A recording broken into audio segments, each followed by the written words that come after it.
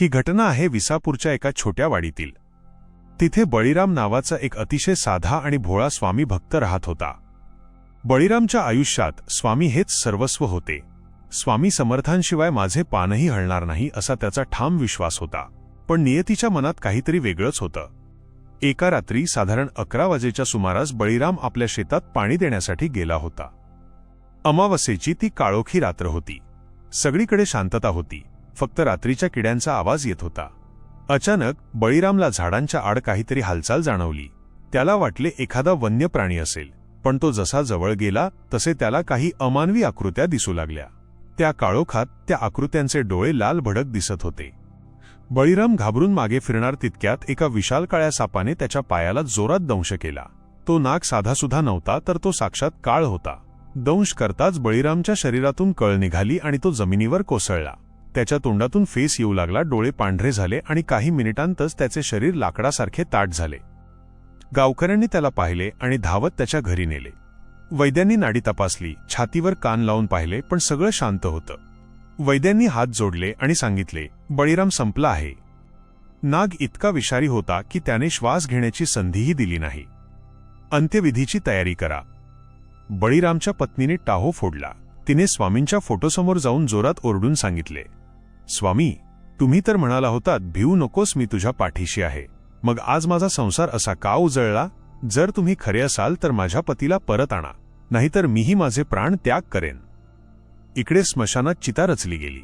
प्रेत चितेवर ठेवले गेले। लोक रडत होते। जसा बळीरामच्या मुलाने अग्नी देण्यासाठी कोलीत हातात घेतले, तसा एक चमत्कार घडला ज्याची कोणी कल्पनाही केली नव्हती। अचानक आकाशातून एक वीज कडाडली आणि स्मशानाच्या प्रवेशद्वारावर एक अजानुबाहू दिगंबर मूर्ती प्रकट झाली। अंगावर फक्त एक लंगोटी, हातात दंड आणि चेहऱ्यावर प्रचंड तेज। ते साक्षात श्री स्वामी समर्थ होते। पण आश्चर्य म्हणजे तिथे उपस्थित असलेल्या शेकडो लोकांना ते दिसत नव्हते, फक्त त्या मृत बळीरामच्या आत्म्याला ते जाणवत होते। स्वामी त्या चितेजवळ गेले।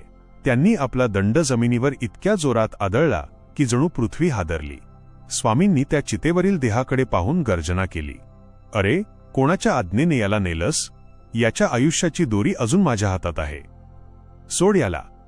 स्वामींचा तो पहाडी आवाज ऐकताच मृत्यूचा देव म्हणजे काळ सुद्धा तिथे थरथर कापायला लागला। स्वामींनी आपल्या कमंडलूतील थोडे पाणी घेतले आणि त्या मृत शरीरावर शिंपडले, आणि त्याच क्षणी पूर्ण स्मशानात चंदनाचा सुगंध दरवळला। चितेवर ठेवलेल्या बळीरामच्या शरीरात हालचाल झाली। त्याने एक मोठी उचकी दिली आणि तो ताडकन चितेवर उठून बसला। अग्नी देण्यासाठी पुढे आलेला त्याचा मुलगा आणि गावकरी भीतीने मागे सरकले। कोणालाच विश्वास बसत नव्हता की जो माणूस 2 तासांपूर्वी मृत घोषित झाला होता तो जिवंत कसा झाला।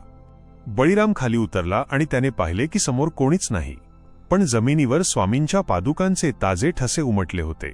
तो रडत ओरडला, स्वामी आले होते, त्यांनी मला मृत्यूच्या दाढेतून बाहेर काढलं। जेव्हा बळीराम घरी परतला तेव्हा संपूर्ण गावाला समजले की स्वामींची सत्ताही मृत्यूच्याही पलीकडे आहे। विज्ञानाकडे याचे उत्तर नव्हते, पण भक्तीकडे होते।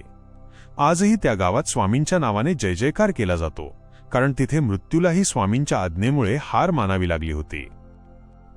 स्वामींचा हा थरारक आणि सत्य अनुभव तुम्हाला कसा वाटला?